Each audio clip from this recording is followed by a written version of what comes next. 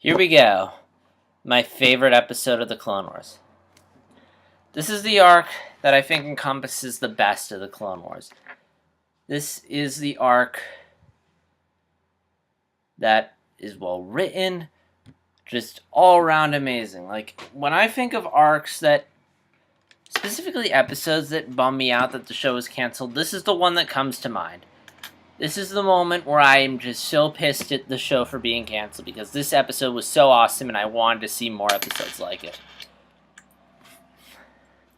Now, when Ahsoka first appeared on the show, I was really skeptical of the idea. I thought it was stupid and I thought she was annoying. But, I grew to like her. And, I was wondering, the whole time, at some point they're going to have to get rid of her. But how are they going to do it? Are they just going to kill her off? They're probably just going to kill her off. But this arc did so much. It not only showed how awesome of a character Ahsoka is, but it also fixed a lot of my issues for Revenge of the Sith in regards to everyone just willingly accepting the Empire. The showing Anakin's turn to the dark side, and the merging of the Republic into the Empire. And I am, of course, talking about the Season 5 finale. If you haven't figured out, it had amazing action, amazing visuals. It was a really good political thriller. It was really good at infusing the idea that the Jedi aren't perfect, blurring lines between good and evil. There were good people with good intentions, like Barriss, or the Jedi, who may not have gone about things the right way. There's a good guy who's on the bad guy's side. There's a bad guy on the good guy's side. It's really complex ideas for a kid's show. But for me, the best moment in this entire arc, and specifically the entire show, is the wrong Jedi. And it wouldn't be number one, but my favorite moment in the show is the last 5 minutes when Ahsoka leaves. That is for me, the most powerful moment in the entire show. And not only the show, but the prequels in general. One issue I always had with Revenge of the Sith was Palpatine always talks about how the Jedi are planning to overthrow the Republic. And I always found it ridiculous how Anakin would just so easily just buy into that idea, just get upset with the Jedi, turn on them. But this arc gives a lot of backing for it. It sets up the idea that there's been this descent of the Jedi and the Republic for a while. So when Palpatine proposes this idea of the Jedi trying to overthrow the Republic, it's not exactly a foreign idea. It feeds into this descent. And also, it makes Anakin's outburst against the Jedi seem more called for. It's not like the Jedi when they deny Anakin the rank of Master.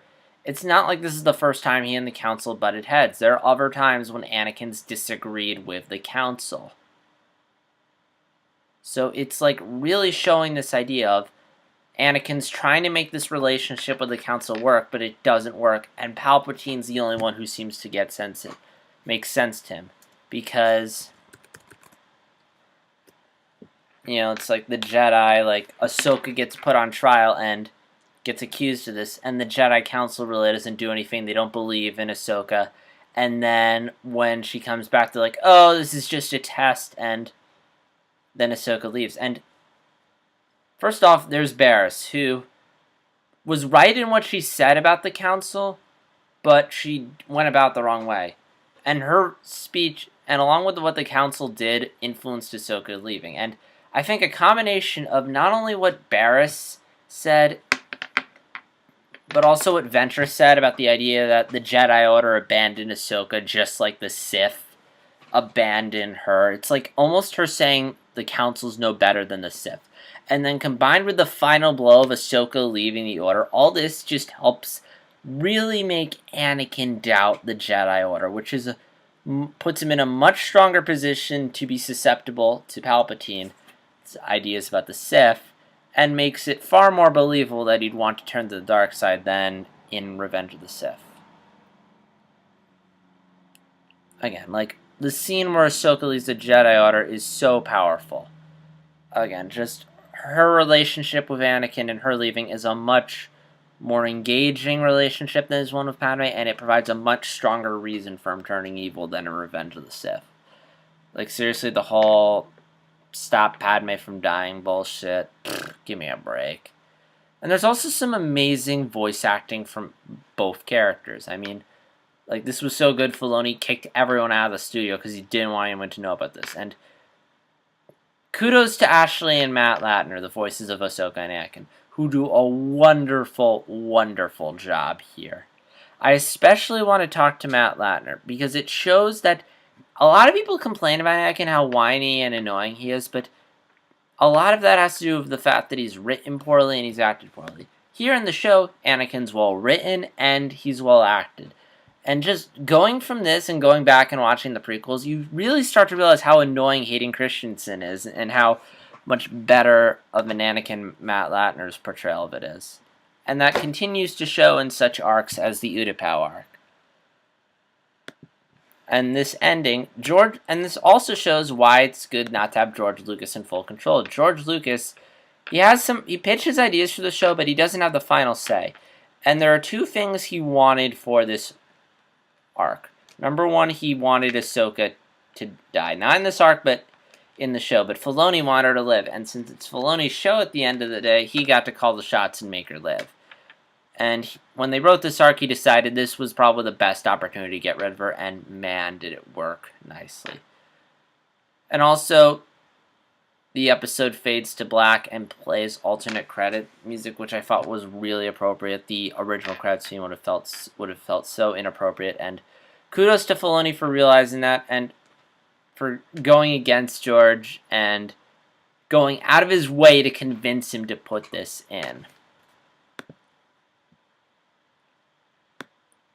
And speaking of the music in this episode is wonderful. I mean, I heard they recorded this with a live orchestra, and it clearly shows, because the sound quality is so much better, and it's some of the best music in the entire series. I mean, part of what makes the final scene in this episode so powerful is the music, which is wonderful. So overall, I mean, and here's the thing, this episode was spoiled for me. Like, I saw on YouTube a video called Ahsoka Leaves the Jedi Order, so I knew what this episode was going to deal. I knew how this arc was going to end, but it still blew me away. It was still a gut-wrenching moment. Again, favorite moment in the entire series, favorite moment in the entire prequels. I shed a man tear. Not only did this really provide an awesome ending to Season 5, but it also provided a really solid explanation for Anakin turning to the dark side. Thankfully, before Clone Wars was canceled, this gem of an episode came out, which nicely transitioned the show into Revenge of the Sith, even if it wasn't the transition episode that it was intended. They had a finale planned. And I am really bummed that we don't get to see what happens to Ahsoka next, although hopefully via novel, comic book, or rough cut, we will see the rest of Ahsoka's story. And yeah, that is my favorite episode. I watch it on YouTube like every day because it's such a powerful moment. And that's all I have to say about Clone Wars. So by the time you will see, again, I haven't seen Rebels yet, so you'll be seeing this after the Rebels vlog goes up. I'm recording this before I see Rebels, but I'm uploading this at a later date because I want the Rebels vlog to come out the same day the premiere comes out, more or less. So yeah, so before I leave, I just wanted to quickly say how I feel about the show. It's a good example of how shows can improve. This show started out really dumb and goofy, but it drastically improved and became a completely different show. And not every episode was good. I mean, there's usually only one or two exceptionally good arcs per season starting season 3, but those exceptionally good arcs were so good that I was willing to sit through the ones that were not so good, that were either just good or okay. And maybe in the future I'll do a top 12 worst episodes of Clone Wars, but for right now, this is it. Again, I am really glad I watched the show. I wish I had watched it more regularly. Like, I started a bit at first, but I wasn't really into it. But then when I heard how dark and mature it was getting, I started watching more of it and loved it. And hopefully, if Rebels it looks really dumb and goofy and it's cheesy dialogue, but hopefully it'll get better. I mean, there are good people. There are some of the writers and writers are from Clone Wars are writing for Rebels. Dave Filoni is the head guy. And from what I hear, the pilot's getting good reviews. So hopefully he'll be able to take what he learned from Clone Wars and hit the ground running and make a pretty entertaining show, which hopefully won't get canceled. And even if it sucks, like, I'm going to give it a chance and like it better, because look at Clone Wars. It didn't start out great, and it became this wonderful show, which hopefully we will get the rest of the stories for, because they did have all the scripts written. And that's all I have to say. So I was planning on doing a video just explaining what stories they had planned for Clone Wars, but if Dave Filoni and crew have plans to release the stories anyway, I might not do them. But if you want to hear, like, all of what they have planned, just ask me and I'll do a video of it.